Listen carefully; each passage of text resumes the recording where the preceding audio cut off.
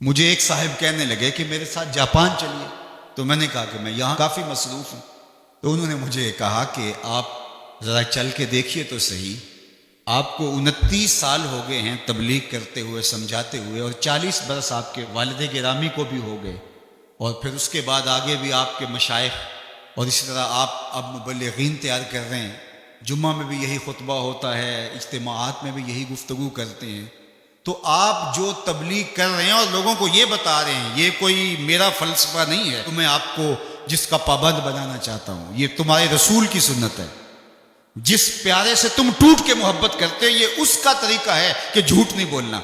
کہا سمجھا کے 29 سال جس قوم کو ہو گئے ہیں، آپ جاپان میں دیکھیے وہ کر رہے ہیں، اور نئی اقدار کو دریافت کرنے کے لیے آگے بڑھ رہے ہیں. یہ تو کر چکے ہیں، وہ کسی سے دغا نہیں کرتے، جھوٹ نہیں بولتے، کسی سے فراڈ نہیں کرتے. ان کو کسی مذہب نے نہیں یہ بتایا، ان کی ماں کی گود سے تربیت ملی کہ جھوٹ نہیں بولنا. اس کی ماں کی گود سے تربیت ملی کسی سے دھوکہ نہیں کرنا، کسی سے فراڈ نہیں کرنا. کیا ہماری مائیں جو حضور پر درود پڑھنا سکھاتی ہیں، یہ کیوں نہیں سکھاتی ہیں کہ کسی سے فراڈ نہیں کرنا، کسی سے دھوکہ نہیں کرنا ہے؟ ہم کیا منبر و محراب سے ساری زندگی اب اسی مشن پہ لگے رہیں گے کہ یہ نہیں کرنا، اور دنیا کو تسخیر کرنے کا خواب شرمندہ تعبیر رہ جائے گا؟ یار جب بچہ ہوتا ہے کچی کلاس کے اندر، تو اس کو پورنے ڈال کے دیے جاتے ہیں، آپ کو اگر یاد ہو تو، اور اس کے اوپر وہ لفظ لکھتا ہے، اور وہ میٹرک تک چلا جائے، ابھی تک پورنے ہی جو ہے اس کو ڈال کے دینے پڑے، تو پھر وہ کس طرح ماسٹر کرے گا؟ یار ابھی تک ہم سچ بولنے کے عادی نہیں ہوئے، پوری کائنات کے اندر محمد عربی کا دین کیسے پہنچائیں گے؟ ہم کیسے پہنچائیں گے؟ دنیا کہاں سے کہاں چلی گئی اور ہم کہاں کھڑے ہیں؟ اکبر الہ آبادی نے کہا تھا، مس پہ ہے اپنی نظر اور سیم ان کے ہاتھ میں. ہم ابھی تانبے کو دیکھ رہے ہیں اور وہ چاندی بھی اٹھا کے لے گئے. اب وہ کائنات کو تسخیر کرنے جا رہے ہیں، اور ہمارا بھی یہ مرحلہ طے نہیں ہوا کہ ہم سائے کو تنگ نہیں کرنا چاہیے، ہمارا یہ مرحلہ طے نہیں ہوا کہ کسی کو تکلیف نہیں دینی چاہیے. انسانی سوسائٹی، انسانی معاشرت کے خد و خال ہیں واضح، اور اسلام نہ بھی ہو تو کفر کے معاشروں کے اندر بھی یہ پایا جا رہا ہے کہ ہم سائے کو تکلیف نہیں دینی، کسی کو دکھ نہیں دینا، فراڈ نہیں کرنا، جھوٹ نہیں بولنا، 2 نمبر چیز نہیں بیچنی. اور ہم کیا ہیں؟ ہم تو دوائیوں کے اندر بھی ملاوٹ کر لیتے ہیں، اور مسلمان ہم ہیں جیسے ہم عاشق رسول ایسے زمانے میں کوئی نہیں.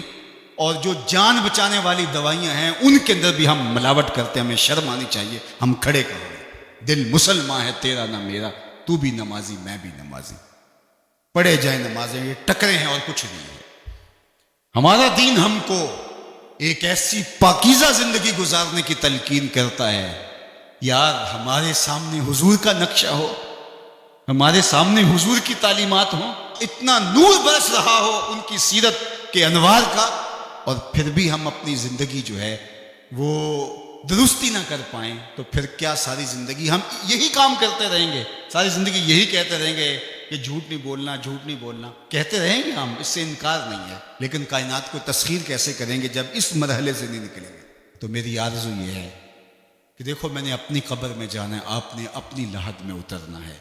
میں اور آپ اپنے آپ کو یہ مت سمجھیے کہ وہ سنورے گا تو معاشرہ ٹھیک ہوگا. معاشرہ ٹھیک ہو نہ ہو، مجھے ٹھیک ہونا ہے. مجھے اپنی زبان کو کبھی بھی جھوٹ کی بدبو سے متعفن نہیں ہونے دینا. مجھے کبھی بھی کسی کو اذیت نہیں دینا، چاہے وہ میرا ہمسایہ ہے یا میرا دشمن ہی کیوں نہ ہے. مجھے کسی کے لیے غلط نہیں سوچنا ہے، اور کسی کو نقصان پہنچانے کی منصوبہ بندی کی دور کی بات ہے، وسوسہ بھی آئے کسی کو نقصان پہنچانے کا تو اس کی بھی نفی کرنی ہے، کیونکہ میں اس آقا کا غلام ہوں جو رحمت للعالمین ہے. تو اس آقا کے لائے ہوئے نظام شریعت کو نافذ کرنے کے لیے ہمیں عملی قدم اٹھانا پڑے گا.